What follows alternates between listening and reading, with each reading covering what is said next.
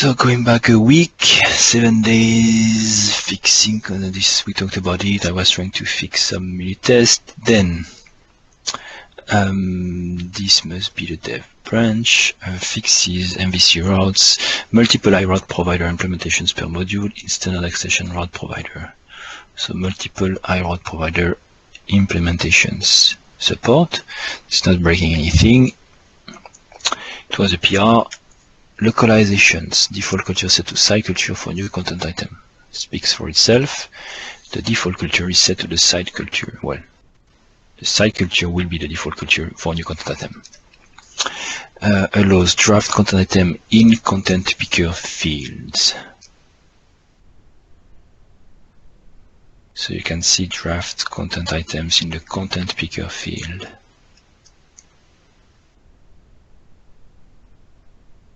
Just thinking why we did publish before, but that's okay, I assume.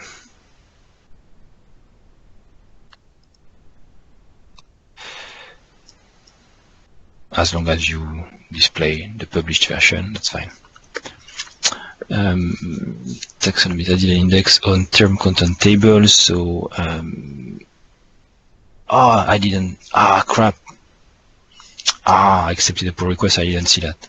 That's not great. That's okay, but that's not great. It should be squashed into a single update. We don't need two updates here. But it creates two indexes, one for the ID and one for the composite ID field. Change from action URL to openID. Just using the openID module instead of the users if the openID module is enabled, so it will take over the logging screen. Remove unused feature names, so cleaning mostly stuff that we actually don't have anymore. Add comments to audit module, so code comments, and very useful code comments like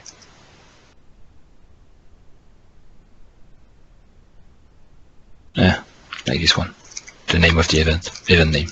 But that's fine. It's better than nothing. Lots of code comments. Removing C#6 code from LocalizationStreamParser. This I also did a bunch on the dev branch because now Benedek committed a property in all the csproj files, which will ensure that we are not using C#6 or above features in the modules, because the dynamic compilation doesn't support it until the dynamic compilation supports it.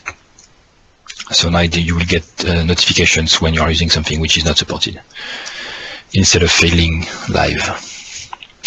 So localization improvements from Matteo on the dev branch. This is a big PR for all the localization refactoring. We talked about the big design issue that was created in October last year, and it was approved by Benedict and Sotiris, who tried the branch, and they loved it. So I retweeted that last week. They said it's the best localization implementation they have used in a CMS. So that says all. So thank you, Matteo, and all the other guys from Laser for doing it.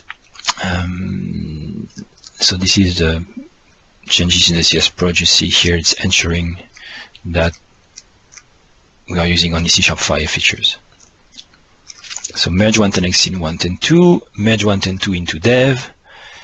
Big merge commit here. I hope I haven't broken many things, but I tried it and it worked. I also fixed some stuff, by the way. I can't see them here. So big merge.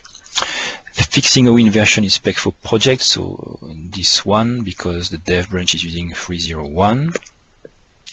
Still doesn't work, but we'll see that later. Updating version number on 1.10.2 branch, so I bumped all the versions to 1.10.2. all the assembly versions and all the modules.txt. Cache concurrency unit tests. So these tests were failing on the dev branch, and I know we had accepted a change recently to fix an issue with the thread safety of the test on cache. So because it was failing, I refactored it to be less prone to failures, and it's better. So now it works better. So before it was just, okay, let's start 5 threads in parallel and hope for the best and check that it went well. And on the opposite, let's run 5 threads in parallel and expect it to fail. But sometimes it didn't fail because it can fail, but it can work if you are lucky. So now I made them explicitly fail when they have to fail, to ensure it was correct. So instead of throwing 5 threads, I just start 2 and put them in a state where they have to fail based on the implementation. Well, they have to fail. In one case, the threads have to be locked, and the other case, they have to be non-locking. So explicitly. So now it's more deterministic test. This one based on Benedict's suggestion, which didn't work as expected. Benedict is here? I didn't see him. Yeah. Ben Edek is here. So yeah, I will remove that. Just an explanation.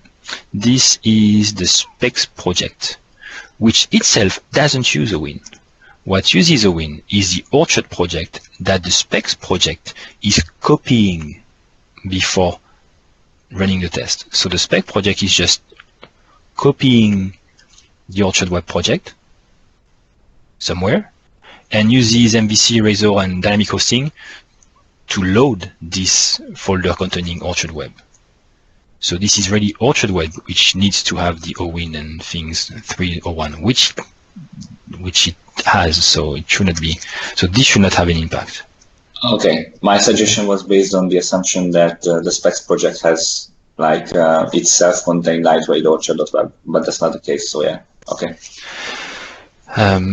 So the issue is somewhere else, so we can remove that later. I updated the README. I tagged 1.10.2 to 1.10.2. I also created, so to start the release process, let me show you.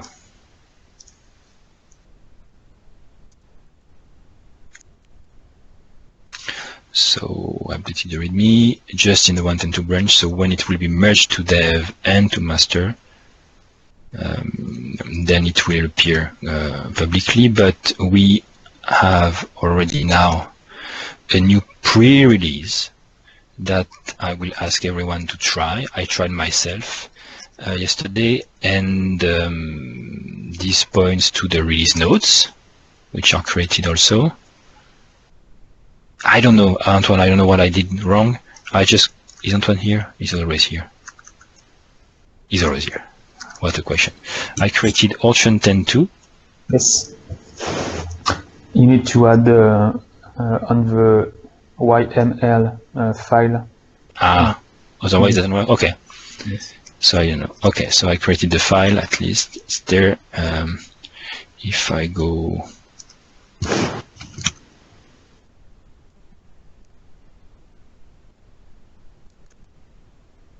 here and I go to 1, stupid, but that works like this for me. I edit on GitHub and then I click there. This is the file created, and try to put as much as I could, but not the little changes. New features, improvements in existing features, significant bug fixes, things like this. Okay, that's it. So once we are okay with this, so we already have only have the source code here. If we want to access the I log in as a guest. If you want to access some binaries, we can also do that.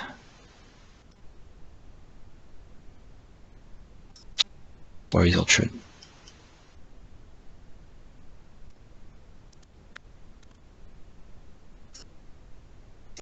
We can do that using the 3Ds, which is targeting the 1.10.2 branch, and we have artifacts. So if I click on that and build ID, I assume, yeah, that should work. I will paste the link here and put it in the notes.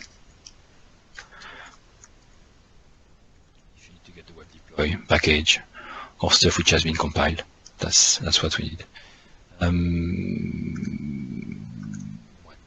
What else? I think that's it. So it's going on. So next step, we test the binaries and the source code. If we are happy with that, we don't find any regression, everything's working, I publish these and make it the final release. Lucas, no, I won't share my machine, but while I see your name, Lucas, how do you pronounce your last name? Because I don't want to pronounce it incorrectly. You can speak if you want.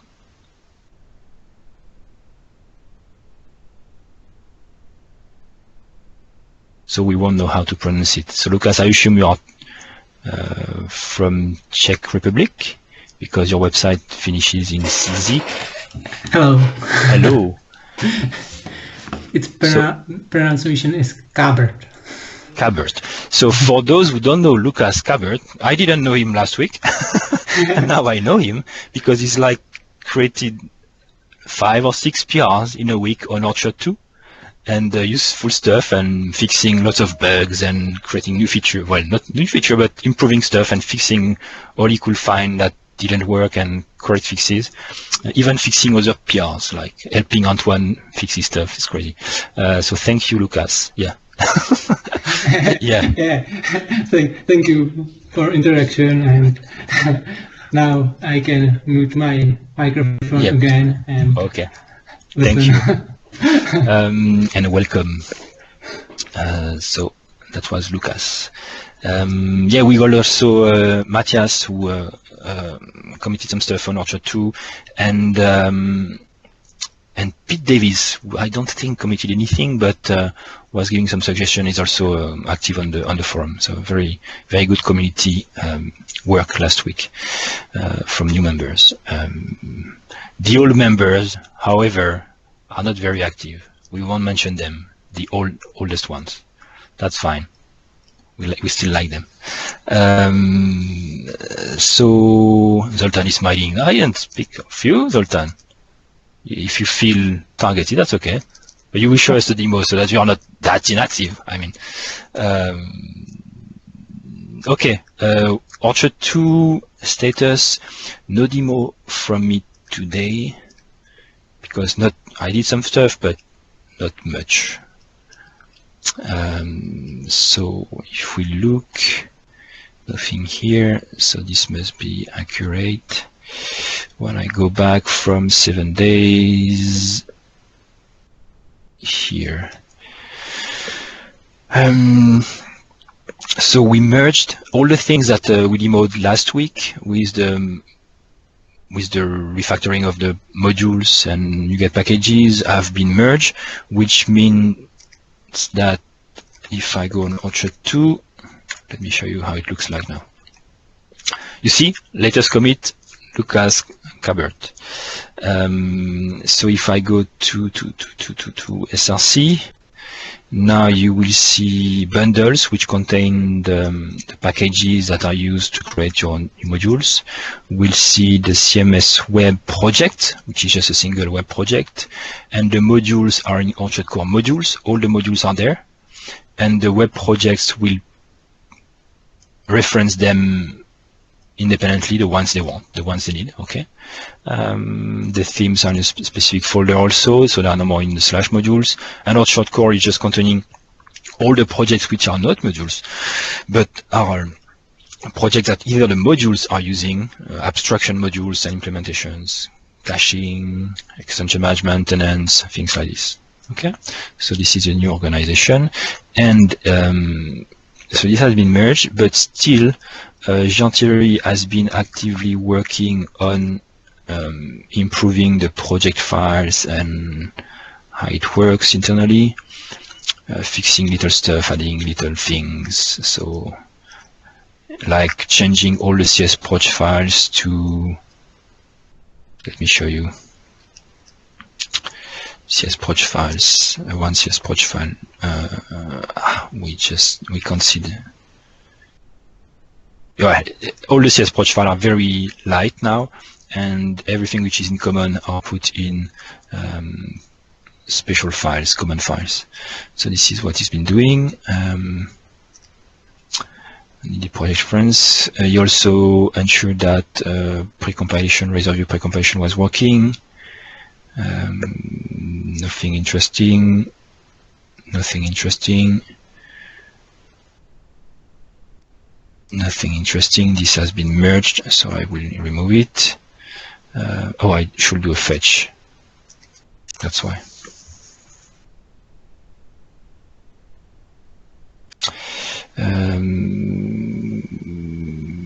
Nick has been, I think, more busy working with Orchard 2 than working on Orchard 2, which is also very good. So he's applying Orchard 2 for a project right now, from what I know, adding Orchard.Media modules. This is merging from the media branch I'm creating. So I progressed on media again, adding some little features and fix some bugs. Nothing interesting. Let me see if I'm not missing anything, because there was a lot of work still. Nothing to show, but lots of work. Nope. Nope.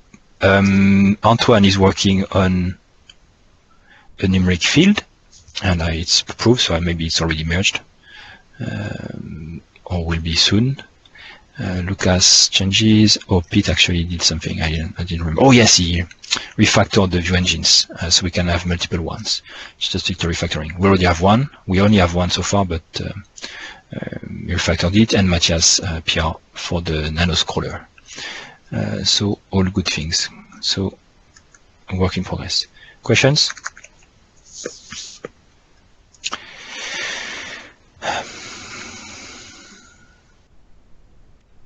Questions? No, I didn't see anything.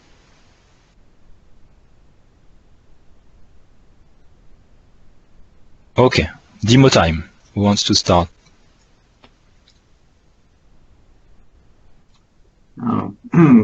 We could start with Martin. Okay. Martin, are you ready? Yeah, absolutely. Thanks for inviting me to the meetup. I'm absolutely thrilled. Wait, honored. It's Martin or Martin? So you're French, Sebastian, right? We are all French. Ah, everybody's French. Okay, so it's Martin indeed, but I'm used to being called Martin, so I won't mind either way. Yeah, do I know Algolia?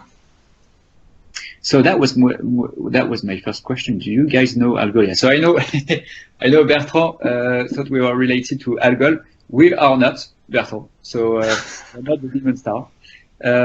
What we are is a search as a service API. And so basically the reason I was invited by Zoltan, and thank you very much, Zoltan, is part of a great story. We actually talked together at Web Summit many months ago, and we figured that it would be a great idea to build a plugin for Orchard specifically. So what I think we can do is I'll walk you through a quick demo, and then what we're really excited about today is what Zoltan built at Lombic, because basically he built an awesome plugin for Algolia to work out of the box on Orchard. So let me start with the demo then. Awesome. Yeah. All right. And so, all right, guys. So as I was saying, we're a search as a service API. What that basically means is we have that algorithm, which is radically different from any other search technology you might know. So we are not based out of Lucene. That big point I wanted to mention. Algolia was created 5 years ago with a simple mission in mind. It was to make sure people could find what they want at the speed of thought.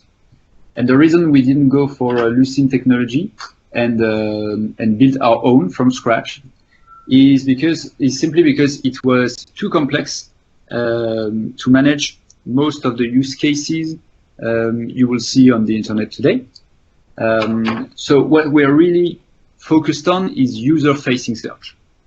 User-facing search being the search you are used to use on Google, for example, Amazon, etc. So the difference with Lucene, Elasticsearch, Solr, etc. is we won't handle use cases involving billions of logs, for example, analytics, etc. We are really here just for user-facing search. As I mentioned, we're an API. The way it works is you would typically upload the dataset you want to make searchable to Algolia using one of our API clients, and then build a UI built as well using our tool, our JavaScript library. I'm going to show you a quick demo. So I guess, yeah, this one is good to start with. Can everybody see my screen right now? For entrepreneurs? Yes. Yeah. So the way it works is, for example, if I were to start typing metrics to find articles about metrics, as you can see, you get results from the first keystroke, which update as you type. Since we have a French audience, I might as well show you birchbox.fr. So what these guys do is they sell cosmetics. And as you will notice here, it's the same thing. You get results as you type. What I wanted to outline here is a big difference between us and Elasticsearch or Lucene is because we are made for user-facing search directly. We actually integrate a lot of functionalities about search out of the box. For example, here you might have noticed I typed eyeliner with 2 E's. I'm still retrieving my results because typo tolerance is built in. Same for faceting, for instance, or same for concatenation. So that's what we are about. And really what was great with when we spoke with Zoltan is we realized that we have a number of integrations, but we didn't have any for Orchard. And so what we did is we went out and looked for C# API clients and actually built a module based on this. So there you have it. It's a short demo. I'm not exactly sure how much time we have, so I'm thinking I might just answer a few questions at this point, so that we can jump to Zoltan's integration right after. Do you guys have questions at this time? How much does it cost? Well, it depends. I know the answer. I went on your website, but I'm just asking a question. Right. Awesome. So how much does it cost? It depends. It depends on your usage. What's great is you basically pay for what you use. So if you're on a small project, basically on a project with just a few thousand objects to make searchable and a few thousand queries a month, that could be free. If your usage is really intensive, we have Twitch as a client, for example, which is a cool implementation. So I'm going to show you right now. These guys, they've got over 250 million objects made searchable, and they generate 3 billion queries a month. And so for them, they're on what we call an enterprise plan. where you get dedicated infra and dedicated support. And this one is at 4K a month. So it's a range that goes from 3 to 4K a month, to answer your question. Cool. Thank you. Yeah, for example, I know I used to be a big fan of World of Warcraft. So that's another example of Algolia. What's interesting here is you get results in different types of content.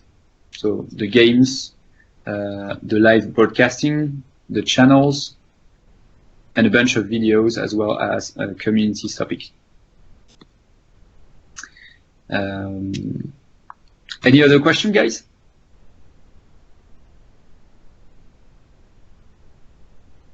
Nope. I'm going to look at the conversation chat just to check. Nope, nothing. Okay, that looks like we're good. So you are doing the demo, or is Zoltan doing? I didn't get it. Zoltan will do the specific demo about the plugin for Orchard. Okay. Yep. Over to you, Zoltan. Great, thank you. Please stop screen sharing, then I can start sharing on my end. Sure. Okay, so I guess I'll just click on this. What happens if I do that? Okay, stop presenting is what I should click on, right? Okay. Yeah, so obviously the integration we are talking about is an Orchard module, which is up on GitHub. It's open source. I just pasted the link into the chat window, and János, let me know when you can see my screen. So, well, it's the basic point here was to have a very simple to use integration for Algolia. So you install the module, configure it, and now you have Algolia search working. The path we have taken is to hook into the existing Orchard indexing and search services. So basically, just as the Lucene module works, you have the same with the Algolia module. It will be still the same search services, talking about on the developer level, and the same UI features, same everything. But we did supercharge the user-facing search a bit to actually make use of the speed of Algolia. So, János, are we good? Great. So there is actually a small demo site on .nest as well, because you can also use Algolia on .nest. It's well, it's just a small demo site with nothing really useful, just some lorem ipsum. So if I start working here, like for Orchard, you can see that it's pretty much instant. I think from my machine it's about 15 milliseconds. So it's an HTTP round trip to the Algolia server directly. This is now not talking to this Orchard instance, but rather to the Algolia service. So as you can see, it's pretty neat that it's so fast. Let's search for some lorem ipsum as well.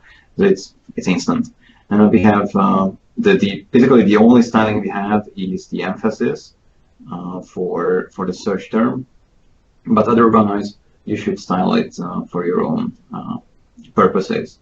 And it's very easy to style. So of course, shape template overrides and such are in there. Now, how it looks from the admin and how you have to set it up. After enabling the module, you will get an Algolia search settings page where you have to configure the API access to the Algolia service. And after that, pretty much nothing else. So if you go to indexes, you will see the same UI. You can create, rebuild, delete, etc. indices, just as usual.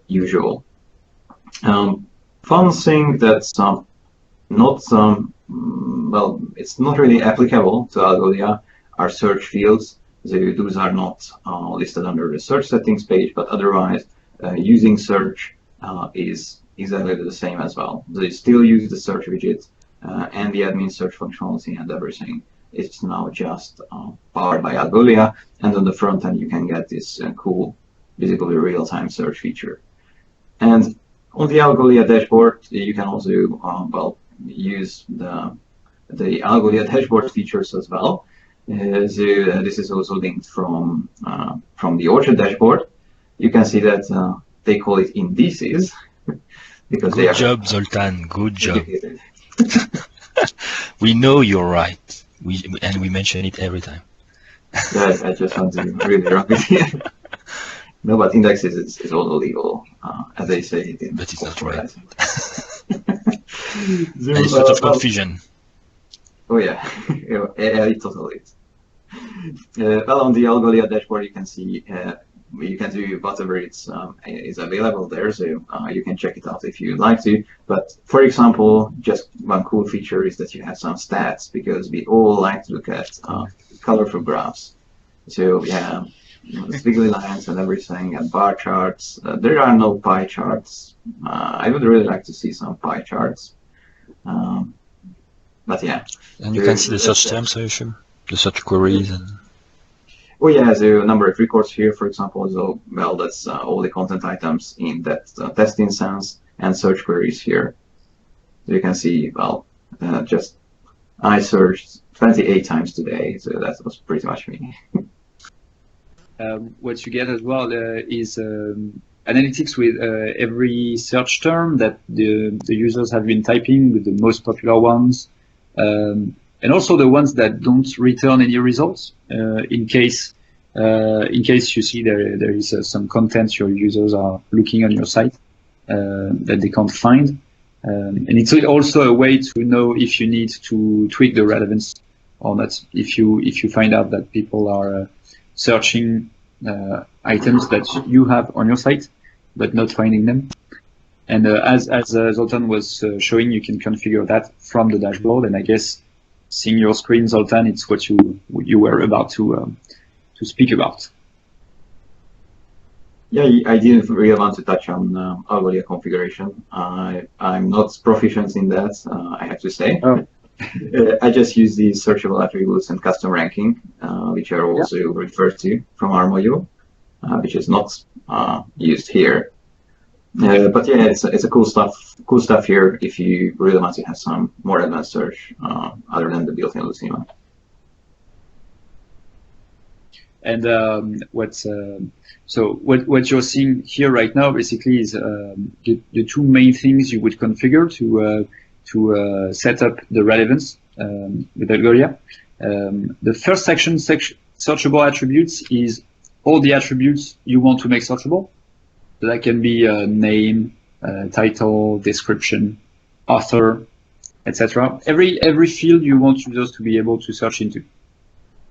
These are the usual fields from the search settings page. Yeah. That will set up your textual relevance. So making sure that when you type, for example, C#, you get articles about C#. But then if you start having a lot of content on your site, you are going to get to a point to a problem really, which every search engine needs to solve, which is, what do you do when you get equal results? We take the example of C# again.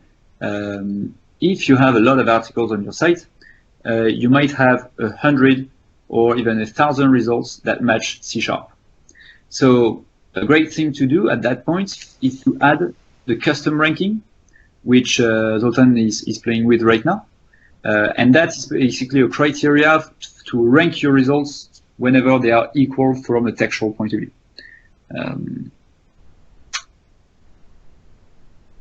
So it can be any numerical value that you see fits. If we take e-commerce, for example, it might be the number of items sold.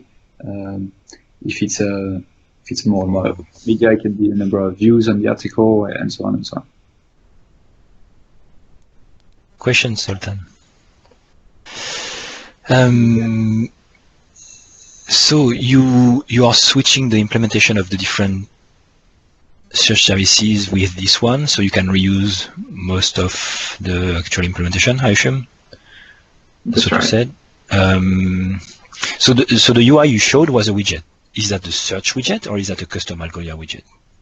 It's a search widget. So it's overriding the search widget actually, because the idea is that once you have these on the front end, you don't really want to have anything else. So it's just a normal search form widget. It's a search form widget, and then But you have a custom template for it. Yes. Okay, and it shows the result inline, not in a new page. Yeah. And if I access the controller, Sorry? if I access the search controller, what does it do? It just uses Algolia again in the background, but obviously the UI will be the same. So you can see that we have an Algolia index provider and an Algolia search builder. So basically, these are the main pieces that hook into the Orchard indexing API, indexing and search API. So you can still use the same as services. And what data do you send to index? Sorry? What data do you send to index? How do you send the data? What the fields? What do you send? Yeah, How do you send it? there's nothing custom. So, still, as the handlers are sending data, it will be picked up by the index provider, and there is no feature to filter on the indexed indices or indexed fields, but rather on the search fields. So it works pretty much as the Lucene implementation. So every field that is indexed by the handlers or sent by the handlers is indexed. So you send one JSON document with everything, or the XML document? I don't know. How do you do that? I think it's JSON, but that's held by the API client. Okay. Oh, I see what you mean. You just call the API and say these are all the fields, and then and also in Yami is the same UI. I mean, this is the actual UI, the current UI. But so if you do a reset, does it resend everything, or rebuild? Sorry, there is no reset in one. A rebuild. Yes. So this will actually also rebuild, delete works as well, update as well. Okay, so you also create indices. You create them also, and you can configure them. Yeah. That's right. So if I create an index here, it will, once it's done, it will also go the other. Crazy. Okay, interesting. Everything is possible. Interesting. So it's not here. Ooh. Ooh. It's like living in the future. Yeah, the guy who made this module, the search module, must be really clever, because it's fully extensible. It even works. Nobody has ever extended it, but now actually it works. Yeah. So in Orchard 2, the search module is called Orchard.Lucene. It's not called. There is no separation now. There is an indexing, which will help for indexing and doing anything with indices, like projections, like Lucene search and so on. So the UI will have to be custom, but that I should assign, and that might be better actually. The integration, would be custom, but that's okay. Yeah, the only thing I see here is that on the admin we still have the normal search. So if I would enable admin search, it would still have the same tab and still use the Algolia indexing services. So we still need that default UI. Now. Yeah, but it's not reusable in Orchard 2. Sorry? In Orchard 2, it's not reusable, this UI. Yeah, so probably if you can have multiple indexing implementations running simultaneously, which is not the case yet in Orchard 1, that will be enough as well. Because here you just have Algolia, and that's it. So you need the same UI. Sure. Yeah. Okay. Yep.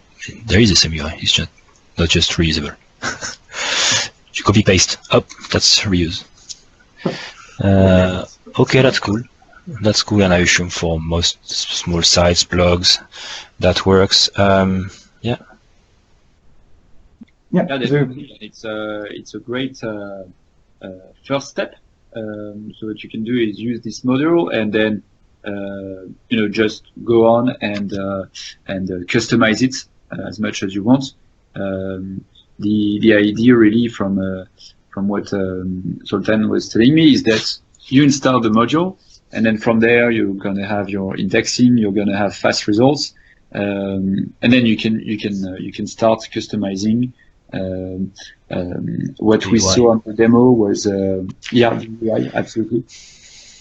We saw like the the basis, and then on top of that, you can easily customize what you what you want to do, what you want to display. That's cool. Thank you. So thank you. Thank you, Zoltan. Thank you. So one more thing about search, if I can continue with that. Yep. Yeah, that demo was requested by Sebastian, and we will have some more French stuff here. And it's about this issue.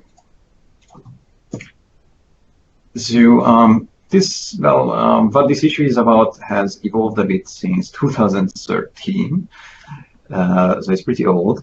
But what we ended up proposing and then later ended up doing is actually some user configurable settings for Lucene. More specifically, the ability to configure on the UI which analyzer you are using for a Lucene index.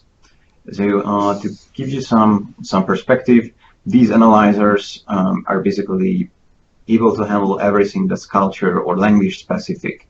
So for example, stop words or fancy characters. The default one is really a generic one, and it's especially good for English. But if you have a funny language like French or Hungarian, you will probably bump into issues with some edge cases, or if you want to have some search that's not just very basic. So for example, there is a module called French Analyzer. It's created by Thierry Fleury, so it's here. And this adds a French Lucene analyzer. Now the fix for this bug, or the implementation for this issue, allows you to select an analyzer per index from the UI. So let's see how it works. For example, if we go to this Orchard site, we have a page with this fancy title. The pronunciation should be something like le vieux château. Le vieux château. Le vieux château. Le vieux château. Le vieux château. Good job. Thank you. The main point here is that you have this accented A here. I'm not sure how is it called, but it's not an English character. Accent circonflexe. Oh, yeah, so Sebastian just told me about it. Well, you can ask Martin or Bertrand or Antoine. They will answer the same thing. That's good. Cool. Yes, we have too many French people here. Probably that's the issue. And what's the problem here? So let's search for this chateau, and let's see what happens. Well, it works all right. So that's with the standard analyzer. But if we change this fancy A to a normal A, then there are no results at all. It should work with it. It doesn't work with it. That's weird. So there are little differences like this that you might want, that are cases where you might want to use something else than the standard analyzer. And what we have now is that there is now a Lucene settings under the site settings. And for each of the indices, you can now select one of the analyzers available in the system. So I patched the module to hook into these extension points. It was just a small addition to the existing extension points. Yeah, the UI is super ugly, Zoltan. I'm very disappointed. The UI? Yeah, I would have liked a table like the indices list. And yeah, okay, go on, that's fine. Oh, sorry. Or you could have done it better and improved the indices list to make it extensible with a custom shape zone, and boom, you can inject what you want. But well, that's okay for now. That's easier, I assume. Yes, this was easier.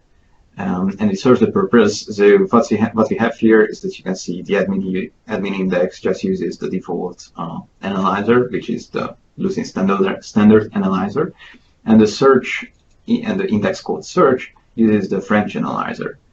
So if you go to the front end and use the search box, which uses the search index search, and so only the French analyzer, and search for chateau, well, the same thing happens, so it can still find it.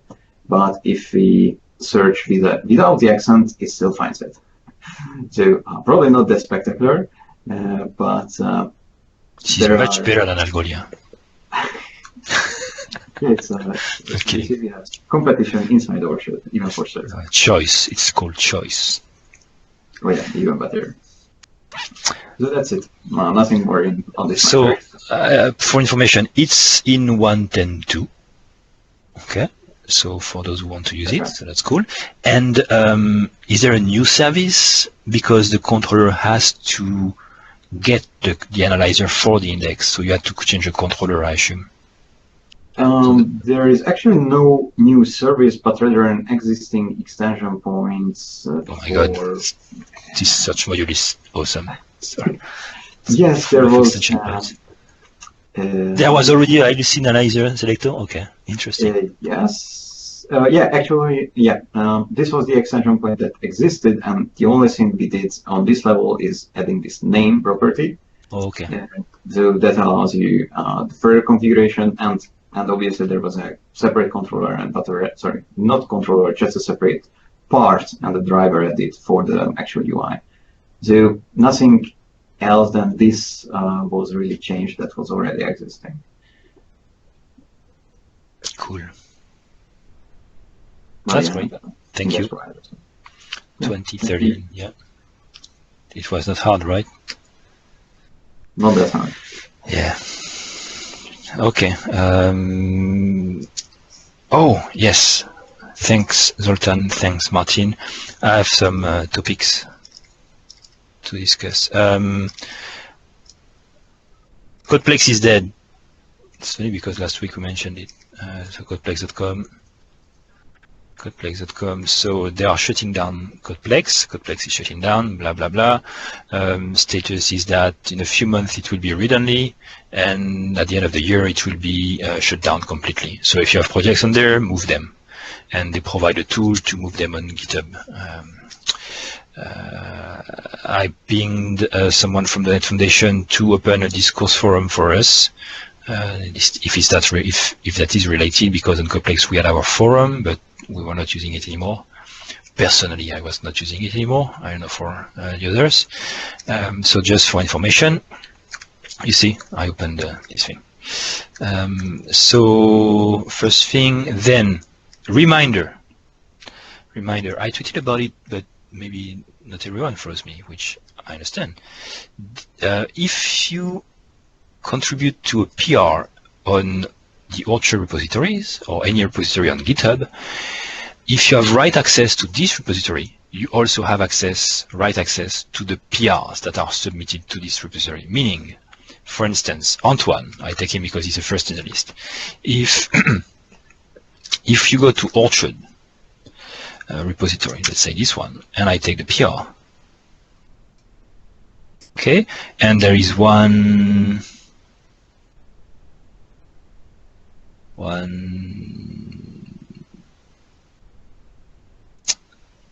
I could have taken one interesting, but I will take the first one. There is one one here that needs changes, like there is a typo, stuff like that. You can, or I can comment on this one, okay, and say, please change that. Or you can also go to the repository of this PR and just commit, even directly from GitHub. Let me show you. I will go there. I will go to his repository, so I will just open his profile, find the Orchard fork. This is this one. The branch is named patch 2, so I can go to patch 2.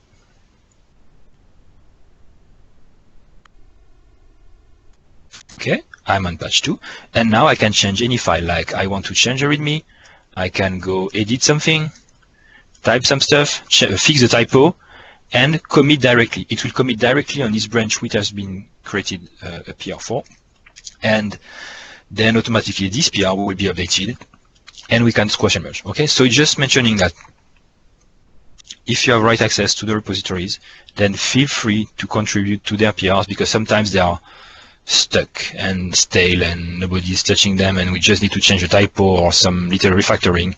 So instead of waiting for 1 week or never, because they are like, well, I don't care changing the typo or the refactoring, so we can do that and approve.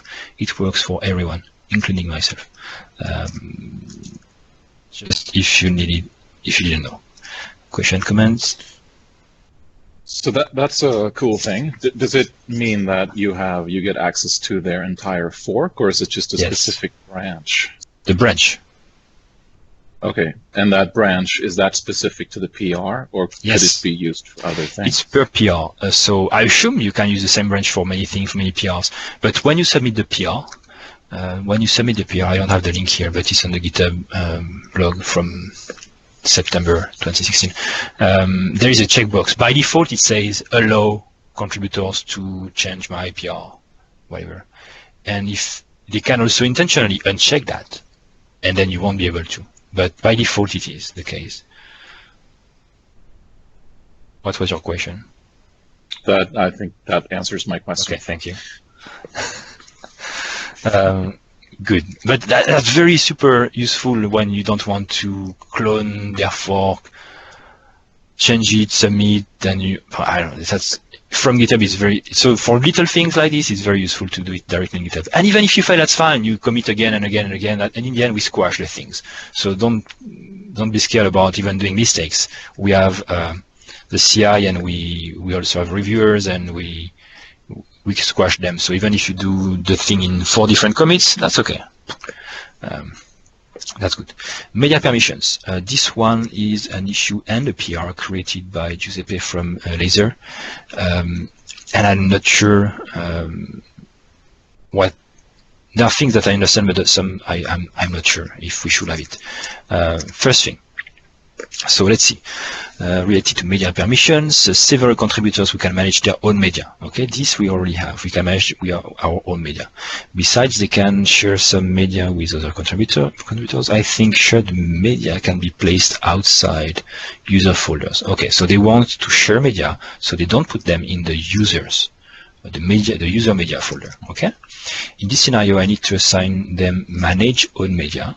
Okay, but I don't want to assign manage media, because I don't want them to be able to delete or edit media items outside their own folder.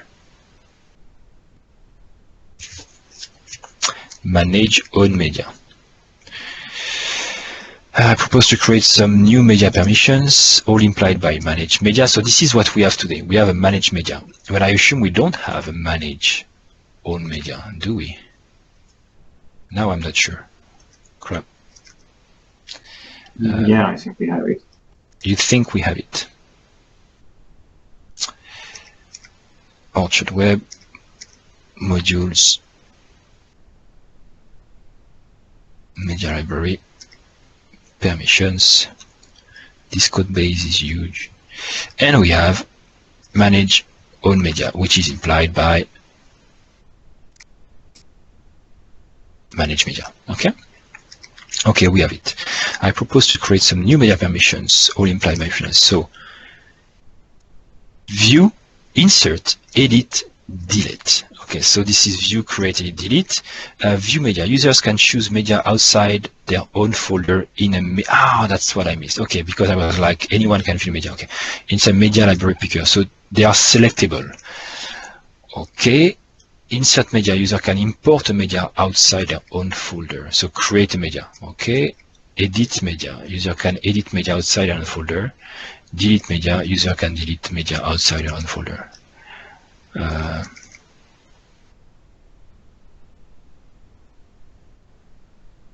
Looks good to me. What do you think? That's weird that we could not do that before. So we had a manage media, which meant we can change. We can do everything everywhere. Okay, manage media is the full one. Manage media is just for your own. And now we say you can just view to pick. Isn't it the case already? Everyone can select media from the content picker. There is no rights, which is checked. Create media. If you don't have that, you can't create a media.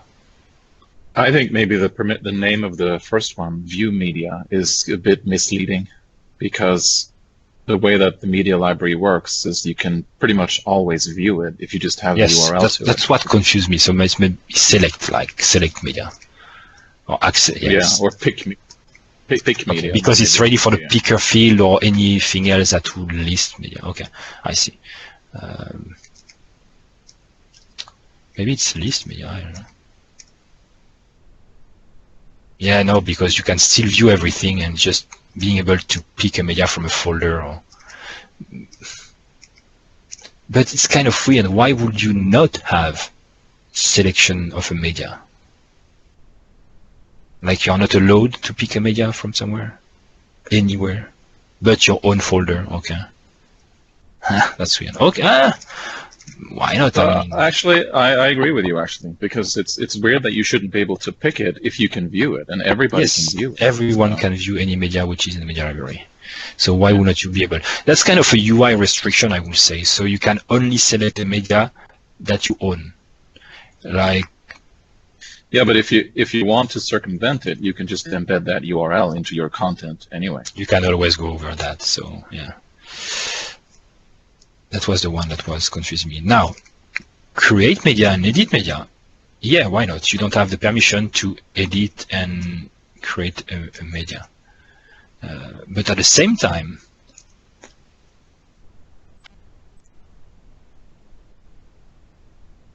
Oh, I see. Okay, because I'm confused with the manage own media. So edit media, you don't allow people to create media items. It's a media. You don't allow people to create media items if they are not in their own folder. Yeah. Okay. You don't allow people to change any media. Okay. And you don't allow people to delete media. So you could say you have manage all media. You can create and edit, delete your own, but you can't edit and delete others. Why not? Okay, seems good. So should we remove view media and let anyone pick any media from anywhere? But the yeah, I think so. It should go. But today we can't select media from users folder. So it's kind of a contradiction to say we don't allow you. Well, we don't have a permission to view, to select media. But that's more of an oversight than by design, isn't it? Well, yeah, no. I don't know. Personally, I don't think the first one makes any sense. The three other ones make perfect sense to me. Okay. I will say for consistency, because we have the view create, edit, delete for every content item. So for consistency, we could have that, but again, it's just for the picker.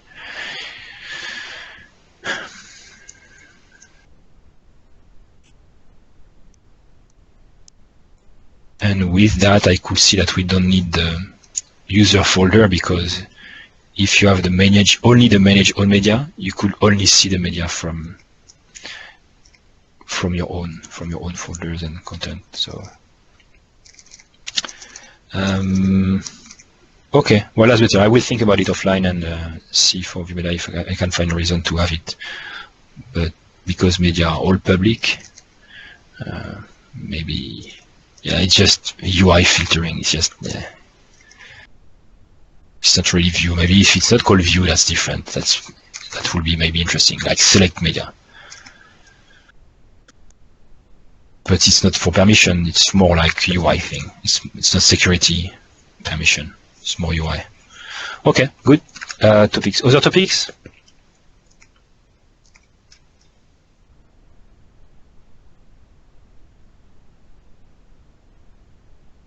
No other topics?